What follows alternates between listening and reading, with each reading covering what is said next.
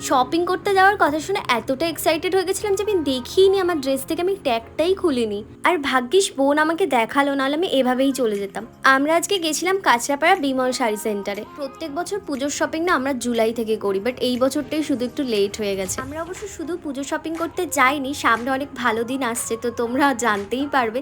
তো যাই হোক, সেটার জন্য অনেক কেনাকাটার ছিল। তো বোনের হাইটটা যেহেতু ভালো, তো এই গ্রাউন্ডটাতে না ওকেই বেশি স্যুট করছিল। সবকটা গ্রাউন্ডে বোনকে খুব সুন্দর লাগছিল, কোনটা ছেড়ে কোনটা নেবো কনফিউজ ছিলাম। আর এইটা পরার পর তো বোনকে পুরো প্রিন্সেস লাগছিল, ভিডিও ক্লিপটা না নেওয়া হয়নি। আর শাড়ি আর গ্রাউন্ড না আমরা বিমল থেকেই নিই, কারণ বিমলের কালেকশন সত্যি খুব ভালো। আমি পুজোয় নবমীতে পরার জন্য ভেবেছিলাম একটা শাড়ি নেবো, তো ওরা এই কালেকশনটা দেখালো আমাকে। আর আমার এই কালেকশনটা অতটা ভালো লাগেনি, তো এটার প্রাইসটা ছিল 3800। তো এই কালেকশনটা আমাদের সবারই ভালো লেগেছিলো, কিন্তু প্রাইস ছিল 5000, তাই মা আমাকে কিনে দেয়নি এটা। তো চলো নেক্সট পার্টে আবার তোমাদেরকে দেখাবো যে আমরা এখান থেকে আবার কোথায় গেছিলাম।